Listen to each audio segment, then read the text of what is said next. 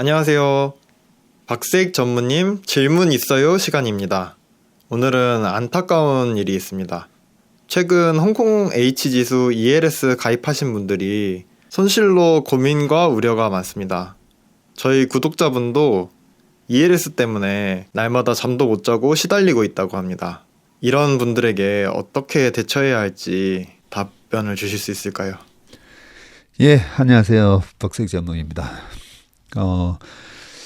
지난번에는 그 7% 배당 지수를 기초자산으로 해서 거기다가 커버드 콜을 씌운 ETF에 대해서 설명을 드렸는데요. 그때 설명을 드릴 때도 제가 강조했던 거, 우리가 어떤 자산이든 투자를 할 때는 내가 확실하게 알고 투자를 해야 된다는 점이죠.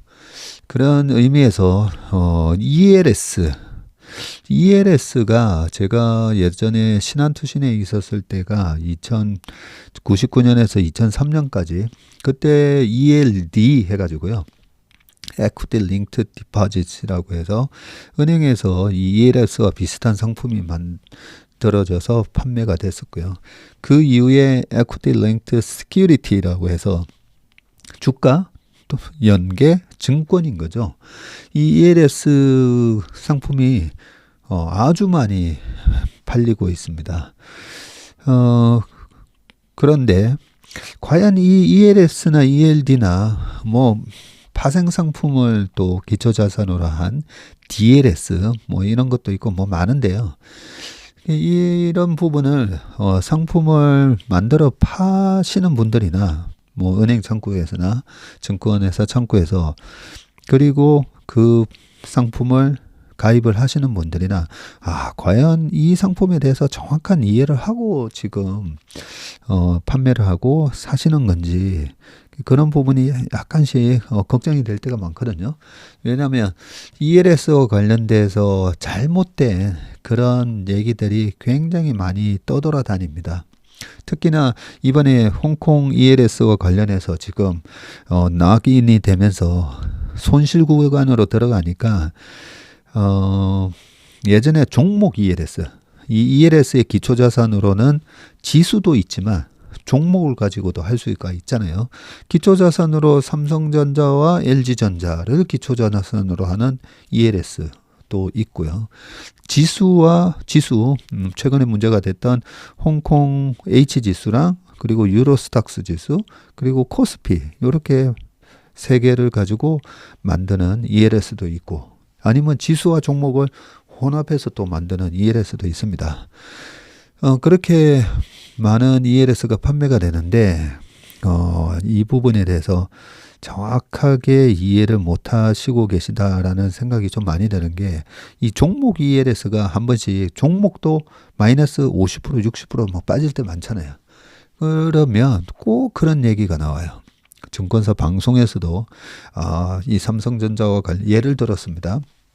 삼성전자와 관련된 ELS 물량이 뭐 2조에서 5조 가까이 되는데 이번에 삼성전자가 마이너스 50%가 나면서 이 삼성전자를 기초자산으로 하는 ELS가 knock-in 그러니까 손실이 원래는 요 knock-in이 마이너스 50%가 knock-in 구간으로 설정이 돼 있으면 요 마이너스 50만 안 가면 손실이 안 나는 ELS인데 이 마이너스 50을 터치를 했기 때문에 knock-in이 되면서 이제 삼성전자의 ELS 물량이 매물로 쏟아질 겁니다. 뭐 이런 얘기를 하거든요. 그런 얘기 볼 때마다 저 사람 잘못 알고 있는데 잘못 설명을 하고 있네 이런 생각을 많이 하거든요. 그래서 ELS의 기초자산이 마이너스 40, 50 knock-in 됐다고 해서 물량이 쏟아지는 게 아닙니다. 그거는 ELS를 어떻게 운용을 하는지를 몰라서 하는 얘기고요. 그런 부분만 보더라도 우리 업계에서 증권사나 아니면 운용업계에 있는 펀드 매니저들조차도 그런 ELS가 어떤 식으로 물량이 나오게 되는 이런 부분에 대해서 이게 사실 굉장히 좀 어려운 부분이거든요. 이게 파생 상품이나 이런 기초자산을 이용해 가지고 만든 스트럭처를 구조를 짰다라고 하는데요. 그 커버 투 콜도 마찬가지고요. 여러 가지 구조를 짜는 상품이다 보니까 이 부분은 이해하기가 굉장히 어렵고 이게 금융공학에 해당되는 영역이라서 사실 좀 잘 정확하게 아는 분이 많지는 않다라고 생각합니다. 근데 어떻게든 뭐 많이 엄청나게 지금 ELS가 팔리고 있다 보니까 제가 이 부분에 대한 ELS 특집을 빨리 좀 찍어야 되겠구나 해서 금요일 저녁에 이렇게 늦은 시간에 ELS에 대한 답변을 드리도록 하겠습니다. 말씀드린 대로 주가 연계 증권인데요. 자, 이 ELS에 지금 많이 문제가 되고 있는 것 중에 하나가 이 홍콩 지수를 항생 지수 또는 H 지수라고 또 있습니다. H 지수 들어가 보시면요. 중국 기업입니다. 텐센트도 있고 메이투안도 있고 뭐 알리바바도 있고 뭐 공상은행, 건설은행 이렇게 중국의 대기업들 샤오펑 같은 회사도 있더라고요. 그런 기업 50개로 만든 지수가 H 지수인데 이 H 지수랑 코스피랑 유로스탁스 이 EL에서는 기초자산이 여러 가지 다른 상품이 많으니까 다 그렇다는 건 아니고 이제 한 예로 말씀을 드리는 겁니다.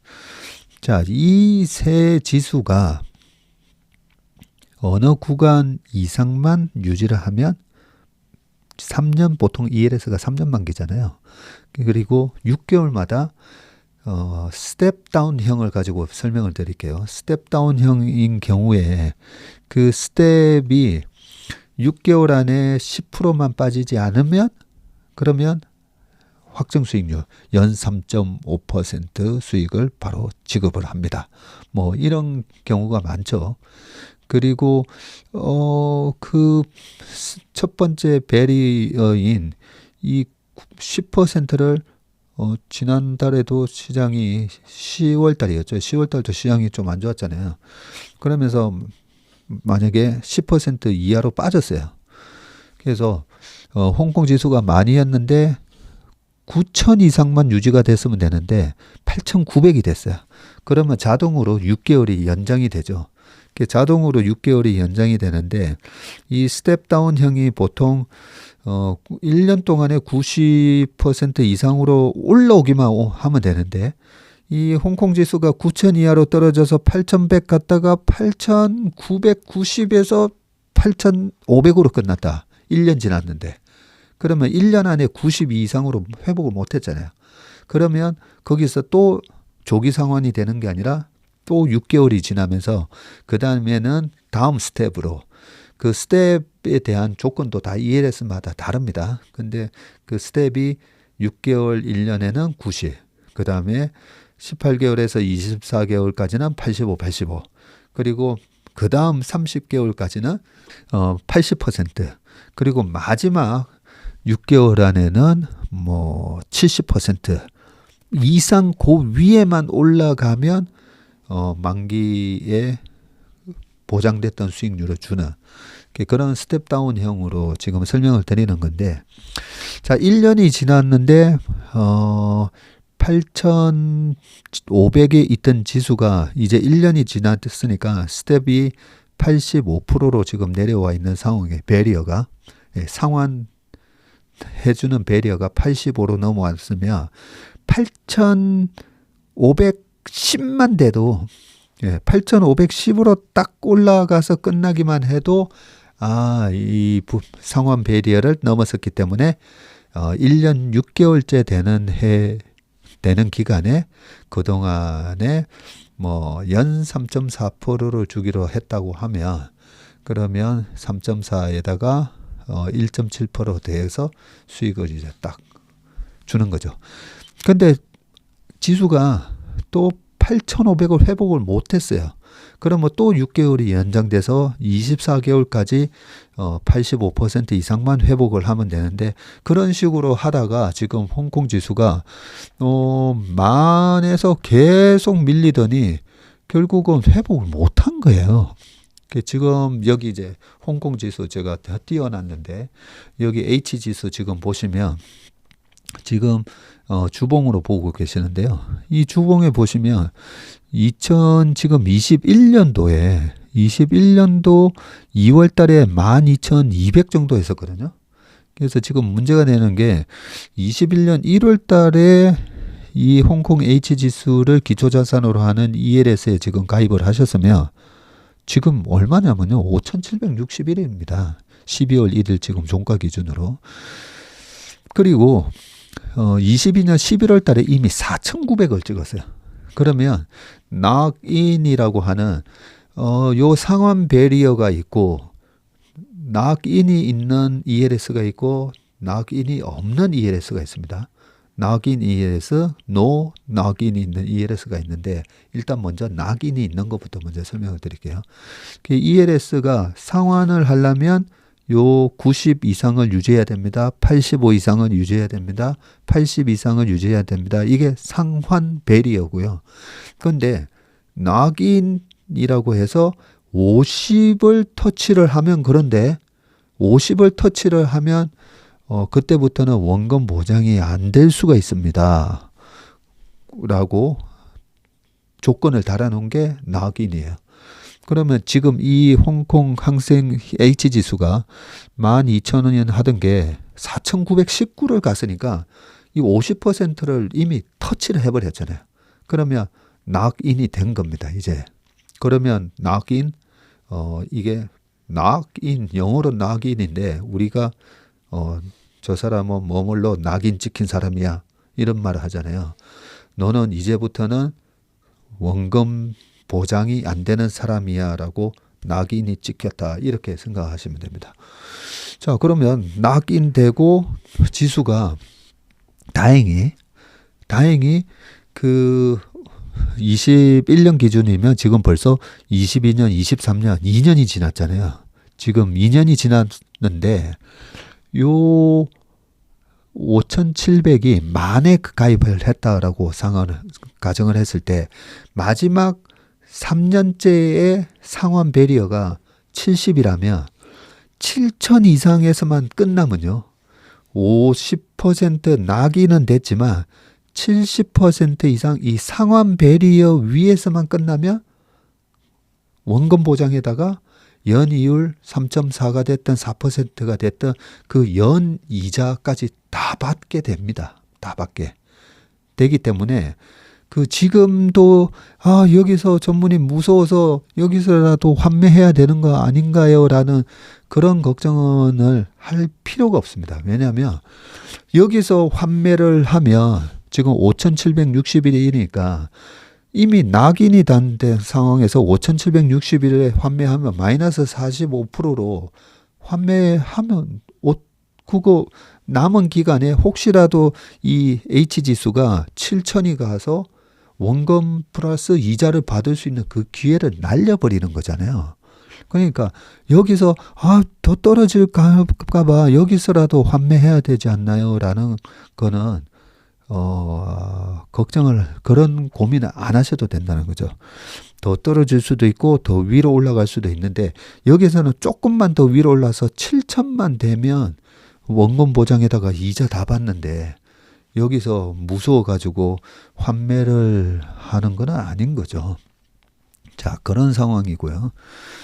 자, 그러면 낙인이 지금 거의 다 낙인이 됐다라고 해서 제가 낙인이 되신 분은 일단 무조건 만기 때까지는 버텨보셔야 된다라는 말씀을 드리는 거고요. 자, 두 번째, 낙인이 안 되셨거나 아니면 낙인 조건이 없는 분에 대해서 설명을 드릴게요. 자, 일단은 50% 낙인인데 그나마 저는 8,500에 들어가서 아직까지는 낙인이 안 됐습니다. 그런 분이 있었잖아요. 그러면 9,000으로 합시다. 9,000. 9,000이 22년 초에는 9,000 정도였었거든요. 9,000에서 8,700 정도였는데 자, 9,000에서 마이너스 50%가 날라면 4,500 가야 되잖아요. 지금 4,919를 찍고 올라와 있는 상황이기 때문에 아직 낙인이 안 됐어요. 그죠? 자, 낙인이 안 됐는데 자, 9,000에서 만기 3년 안에 원금과 보장 수익률을 다 받으려면 그 상환 배리어가 6개월, 1년 지날 때마다 이렇게 스텝 다운으로 원금 보장과 보장 수익률을 받을 수 있는 그 배리어가 계속 내려옵니다. 내려오니까 유리한 거죠. 그러면 70%라고 하면 9,000에서 70%면 7, 9, 63. 6,300 이상만 올라가서 끝나면 그 다음에 마음고생한 거 아무 그런 거 다 보상받으면서 원금 보장에다가 수익률 받는 거잖아요. 만기 보장 수익률이라고 하죠. 보장 수익률을 받는 겁니다. 그러면 5,700이거든요. 얼마 전에 23년 초에 이 홍콩 H 지수가 가파르게 올라가면서 7,770까지 갔었어요. 그렇기 때문에 올해 말 특히나 내년 초 작년에도 11월 4일날 바닥 찍고 1월 초까지 가파르게 올라갔었잖아요. 그때 이제 금리도 좀 떨어지고 이러면 지수는 올라갑니다. 그 모든 자산은 금리가 떨어지면 올라가는데 희소성에 따라서 많이 올라가는 놈, 적게 올라가는 놈, 그리고 성장성에 따라서 그 올라가는 반등의 크기는 이제 다르겠죠, 물론. 자, 그러면 내년 상반기까지는 한번 그래도 버텨볼 필요가 있는 거죠. 그래서 만기가 22년 초에 들어가셨던 분은 23년, 24년, 25년 1월, 2월이 만기잖아요. 그러면 그냥 내 것도 혹시나 뭐 이런 식으로 막 걱정하실 필요는 없는 거죠. 그냥 기다리시면 되고. 자, 그러면 스텝이 90%, 80%, 70% 요렇게 내려온다고 가정했을 때 9,000포인트에 들어가셨던 분은 79, 64에서 6,300만 회복해서 끝나면 그것도 이번 2년째에 안 되더라도 마지막 3년째에 6,300만 이상 넘어서 끝나면 연수익률, 보장된 수익률을 다 받을 수 있기 때문에 버텨야 되는데, 자, 낙인이 되고 나서 이 상환을 받을 수 있는 이 배리어 70%에 해당되는 6,300이 아니라 재수없게 6,200에서 지수가 끝났어요. 6,200에서. 그러면 마이너스 31% 뭐 이렇게 되는 거잖아요. 그러면 손실 마이너스 1억이 들어가서만 3,100만 원 손실로 끝나는 겁니다. 그런데 뭐 확률적으로 봤을 때 남은 기간하고 홍콩 지수의 이 변동성을 감안을 해보면 여기서 마이너스 40 지금 5,700이니까 9,000 기준으로는 3,300이니까 한 35% 터진 거다, 그죠? 여기서 뭐 잘라야 되나? 그거는 아니다는 거죠. 자, 그런 식으로 낙인됐다가 상환 배리어 밑에서 요 구간 안에서 끝나면 손실이고, 그 밑으로 떨어진 것만큼 손실로 끝나기는 하는 겁니다. 그게 끝나기는 하는 거고요. 자, 그 다음에 낙인인 경우에 낙인이 없는 게 있어요. 자, 낙인이 없으면 뭐 어떤 차이가 있냐면, 낙인이 있는 거는 마이너스 50을 터치하게 되면 일단 그 손실에 대한 부분을 고객이 떠안는 거기 때문에 이 ELS를 발행한 입장에서는 조금이라도 그 위험을 고객한테 전가한 거잖아요. 그러니까 낙인이 없는 상품보다는 아무래도 수익률이 조금 더 높습니다. 조금 더 높다라는 그런 부분이 있고요. 자, 낙인이 없는 노낙인은 어떻게 되냐면 이 배리어, 상환 배리어가 조금 더 낮아요. 그래서 90, 80, 70이 아니라 90, 80, 60 아니면 90, 80, 뭐 65 뭐 이런 식으로 상환 배리어가 그나마 또 상환 배리어는 낮을수록 낮은 거죠. 낮을수록 좋은 거잖아요. 상환 배리어가 만약에 50이다 이러면 뭐 50 이상에서만 끝나면 보장 수익률 받는 거니까, 그죠? 상환 배리어는 낮을수록 좋다. 그리고 낙인 배리어도 낮을수록 좋다. 그렇게 기억을 하시면 되고요. 그래서 낙인이 없는 상품인 경우에는 90, 80, 뭐 65 이런 식으로 상환 배리어가 좀 더 낮게 예, 고객이 웬만하면 보장 수익률을 받아갈 수 있게끔 그렇게 돼 있는데, 자, 낙인이 없는데, 자, 낙인이 없다고 가정을 했을 때, 지금 만에 가입하셨던 분이 576일이잖아요. 그러면 상환 베리어가 65라고 했으면, 6,500 이상에서는 끝나야 되는 거죠. 6,500 이상에서는 만에 들어가셨던 분이 낙인이 없는 상환 베리어가 마지막 연도에 65%라면, 그래서 이 65 이상에서만 끝나면 되거든요. 그래서 노 낙인인 분들인 경우에는 지금 남은 기간으로 보면 그나마 좀 반등이 들어올 가능성이 높다면 요 상환 베리어가 조금이라도 더 낮기 때문에 보장 수익률을 찾아갈 확률이 좀 더 높지 않나라는 생각을 합니다. 근데 뭐 월스트한 케이스를 가정을 해서 지수가 5,000이 아니라 4,500에 끝났다. 네, 그러면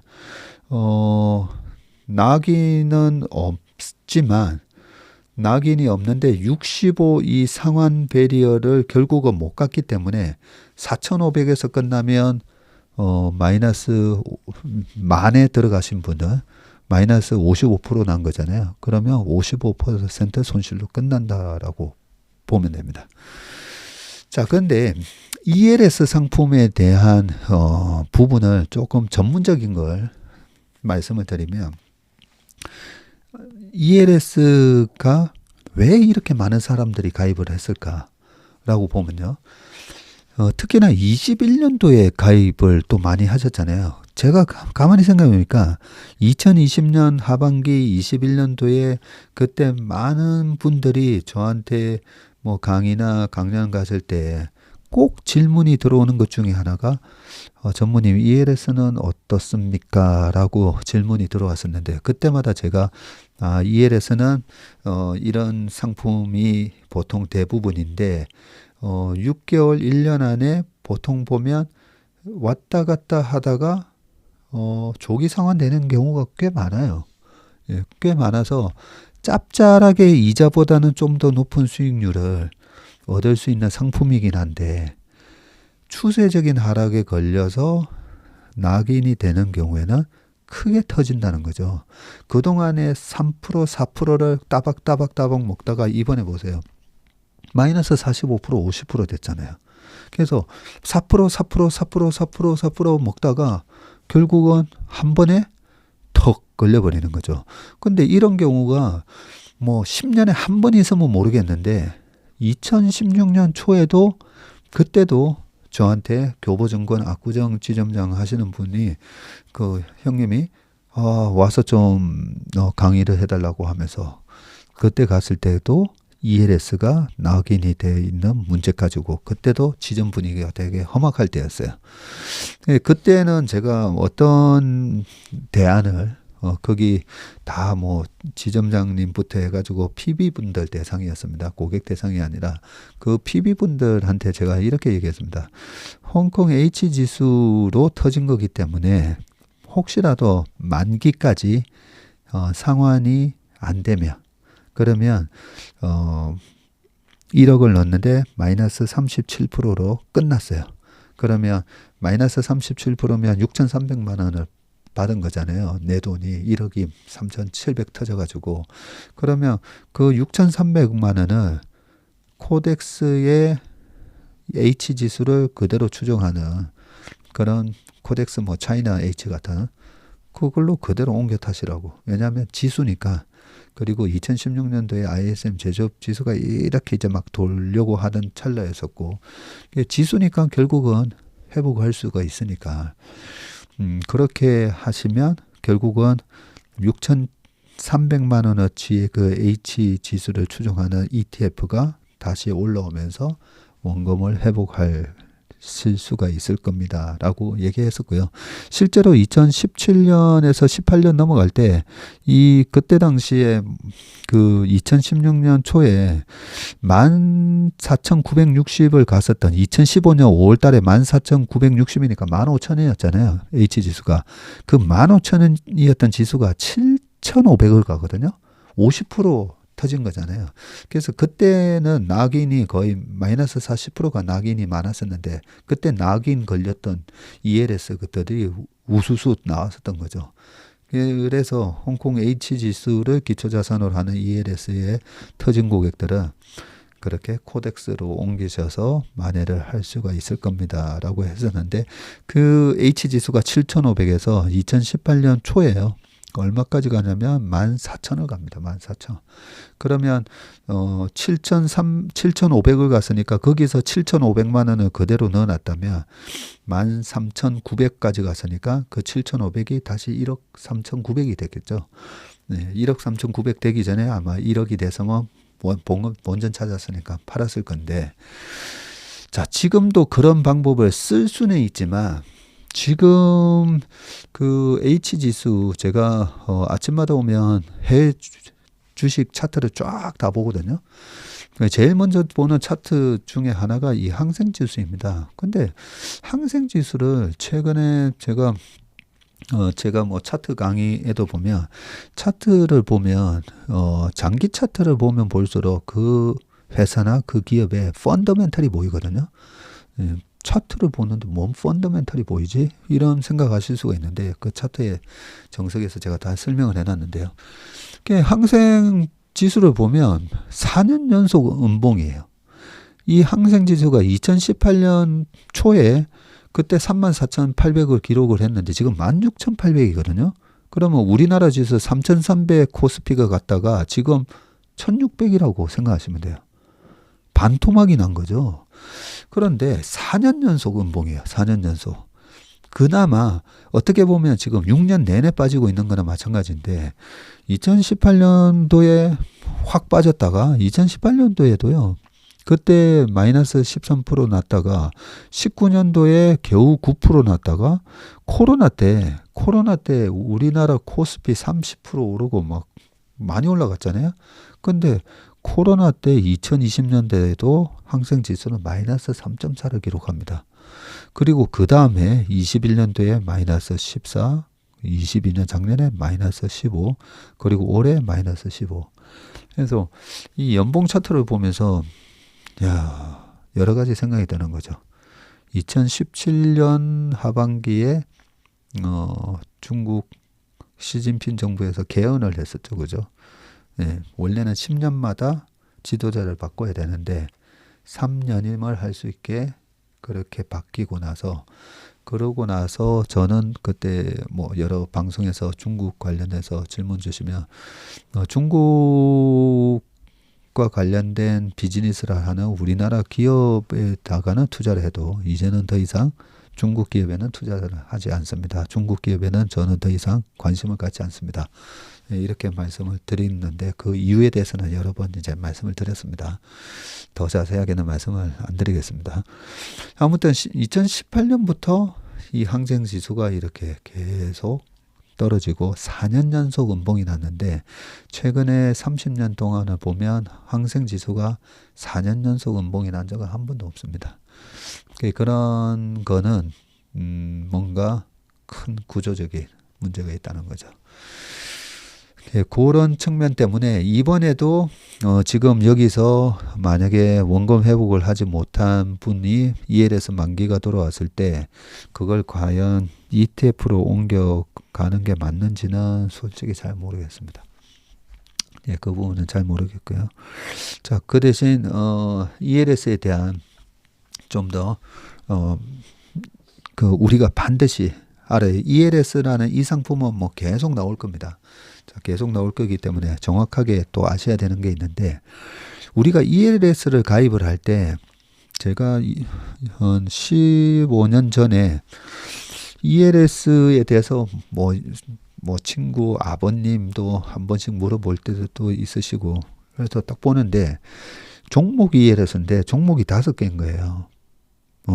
ELS에게 기초자산이 많으면 많을수록 분산돼서 뭔가 위험을 분산하는 효과가 있는 것 같잖아요. 근데 정확하게 반대입니다. 이게 ELS의 함정이라고 저는 생각하는데요. ELS를 만드시는 분이 과연 이 부분을 알고 만드시는지는 모르겠는데, 자, 그 5개의 종목에 삼성전자도 있고 우리나라 뭐 우량한 기업들이 막 이렇게 섞여 있는데, 그 중에 하나가 그때 제가 무슨 케미칼 회사였어요. 그 케미칼 회사가 하나 딱 들어가 있는 걸 보고 이게 함정이다는 생각입니다. 일부러 그렇게 넣지는 않았겠지만, 자, 일반적으로 우리가 주식 투자를 할 때는 종목을 분산을 하는 게 좋다라고 했잖아요. 분산을 하면 할수록 개별 기업의 리스크는 줄어들고 전체 포트폴리오는 마켓 리스크에 수렴하게 되고 개별 기업의 리스크는 이제 다 없앨 수가 있다라는 게 분산 투자의 그 원리이지 않습니까? 자, 그런데 ELS는 자, 한 종목, 삼성전자 하나만 가지고 ELS를 만들었다고 생각을 해보자고요. 그러면 삼성전자가 2021년 1월 달에 96,800원을 찍고 이번에 51,800원 갔어요. 그러면 마이너스 50%안 났죠. 그죠? 그러면 삼성전자만 갖고 ELS를 만들었다면 50% 낙인이 안 됐을 겁니다. 그리고 최근에 뭐 7천 얼마까지 올라왔으면 상환 베리어에 올랐으면 다 보장 수익률 딱 받겠죠. 자, 근데 종목을 2개로 늘려서 삼성전자와 2등인 지금 LG에너지솔루션이죠. 자, LG엔솔을 가지고 했다고 치자고요. 그러면 LG엔솔 같은 경우에 주가의 동향을 보시면, 자, LG엔솔이 2022년도에 처음에 상장될 때 59만 8천 원 갔었죠. 그리고 22년 11월 달에는 62만 9천 원 갔는데, 지금 62만 원 갔던 게 38만 원까지 갔다가 지금 뭐 이렇게 있어서 아직까지 고점 대비해서는 반토막은 안 났습니다. 그죠? 자, 그래서 LG 에너지 솔루션까지도 괜찮았다고 치자고요. 괜찮았다고 치는데, 그때도 케미칼 회사가 하나 있었다고 했잖아요. 그러면 롯데 케미칼이 있었다고 우리가 한번 가정해 봅시다. 그러면 21년도에 최고점에서 삼성전자도 최고점이었고 롯데케미칼도 3월 달에 32만 원 기록하면서 최고점이었는데, 그 ELS에 분산을 하는 것처럼 보이면서 5종목 중에 롯데케미칼이 있었다고 치자고요. 그러면 32만 원인 롯데케미칼이 지금 얼마냐면 15만 7천 원이에요. 15만 7천 원. 그때 대비해서도 50% 넘게 지금 터져 있죠. 근데 ELS는 종목이 많으면 많을수록 더 위험해진다. 이 부분을 반드시 기억을 하셔야 됩니다. 자, 그리고 또 ELS에 대해서 잘못 알고 있는 또 상식을 말씀을 드릴게요. 아까 말씀드렸나요? 종목 ELS가, 자, 지금 롯데케미칼이 낙인이 들어갔어요. 자, 롯데케미칼이 낙인이 들어갔는데, 낙인이 들어간 게 올해 50% 빠졌을 때면 작년에 이미 낙인이 들어갔겠네요. 작년 9월 말에 우리나라 지수가 2,134를 기록을 했을 때 13만 원 가거든요. 그러면 롯데케미칼이 낙인 들어갔잖아요. 그러면 이럴 때마다 또 증권방송이나 이런 데서 뭐라고 얘기하냐면, 이번에 롯데케미칼을 기초자산으로 하는 ELS가 낙인이 들어갔기 때문에 매도 물량이 쏟아질 수 있다, 이런 얘기를 합니다. 근데 잘못된 거예요. 낙인이 들어갔다고 당장 매도 물량이 쏟아지는 거 아닙니다. 만기에 매도 물량이 나오는 거지, 낙인이 됐다고 매도 물량이 쏟아진다는 얘기를 수십 년째 사람들이 하는데 잘못된 얘기입니다. 낙인됐다고 매도 물량이 쏟아지지 않습니다. 그 ELS를 운용하는 그 외국계 증권사나 그 IB에서 낙인이 되든 낙인이 되지 않든 그 델타 값으로 주식의 비중을 결정하는 거기 때문에 낙인이 됐다고 쏟아지는 거 아니고요. 만기가 됐을 때 상환이 되든 안 되든 만기가 됐을 때 물량이 나오는 겁니다. 자, 그런데 최근에 좀 안타까운 뉴스가 있어요. 이번에 홍콩 ELS가 문제가 많이 되다 보니까 오늘 기사를 딱 보다 보니까 무슨 은행, 홍콩 지수를 기초자산으로 하는 ELS 판매 금지 이렇게 됐거든요. 그걸 보면서도 참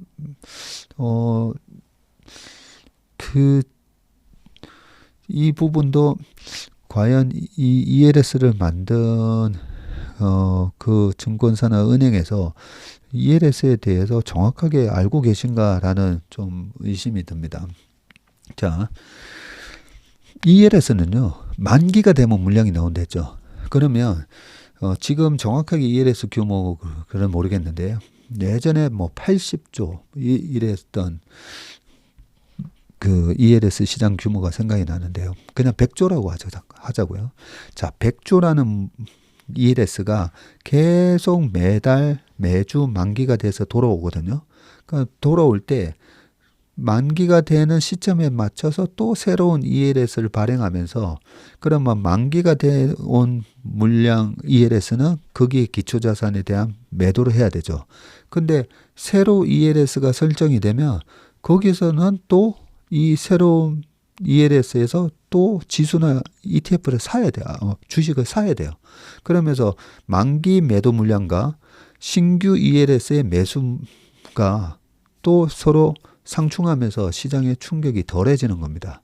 자, 그런데 앞으로 만기가 계속 홍콩 H지수를 기초자산으로 하는 ELS 만기가 계속 돌아오는데 이제는 홍콩 H지수를 기초자산으로 하는 ELS를 더 이상 상품을 발행하지 않겠습니다 하면 매물은 계속 나오는데 이제는 매수하는 새로운 ELS가 없어지는 거예요. 그렇게 되면 지금 매수를 하신 분들이 내가 만기가 돌아왔을 때 누군가가 또 사줘야 되는데 이때까지는 새로운 ELS가 계속 새로 매수를 하면서 서로 퉁쳤는데 그런 매수세를 없애버리는 조치가 되는 거죠. 그렇죠? 그런 걸 보면 이게 뭐 문제가 생겼다고 문제에 대한 소 읽고 요양감 고치듯이 이게 조치가 나오는데 소를 더 잃어버리는 조치를 만드는 게 아닌가 그런 아쉬움도 있게 됩니다. 자, 그 ELS를 왜 이렇게 많이 하시는지에 대한 부분을 좀 다시 한번 설명을 드려야 되는데요. ELS를 왜 이렇게 많이 하실까라고 보면 주식은 하고 싶은데 주식을 하려니까 겁나잖아요. 그죠? 그런데 ELS는 우리가 지금 코스피 기준으로 2,500에 들어갔는데 왔다 갔다 하다가 스텝다운을 보면 6개월 안에 10%만 빠지지 않으면 2,500에 내가 가입했는데 2,450에서 끝났어요. 6개월 됐는데. 그런데 고객님 네, 조기 상환 됐습니다. 네, 보장 수익률 찾아가세요. 이러니까 이런 게 있었나? 그리고 2,500에 가입했는데 왔다 갔다 하다가 6개월 동안 시장이 확 빠졌어요. 마이너스 15%까지 빠졌다가 1년이 되는 시점에 조기 상환이 안 되고 그 다음 단계에서 1년 반 됐다고 치자고요. 그러면 아까 90에서 뭐 85 됐다고 하면 코스피 지수가 10% 빠지면 2,500에서 2,250이잖아요. 그죠? 그리고 85가 되면 거기서 또 125포인트를 빼야 되니까 2,250에서 125를 빼니까 2,125가 되죠. 그러면 2,125 위에서만 끝났는데 2,300에서 끝났는데 고객님 1년 반 만에 또 조기 상환 됐습니다. 찾아가세요. 이러니까 ELS 괜찮네 라고 하면서 많은 분들이 ELS가 좀 안전하다는 느낌 왔다 갔다 해서 지수 자체는 소폭 손실이 났는데도 나는 은행 이자보다도 더 높은 수익률을 받으니까 이거 괜찮네 라고 생각해서 가입을 많이 하셨던 거죠.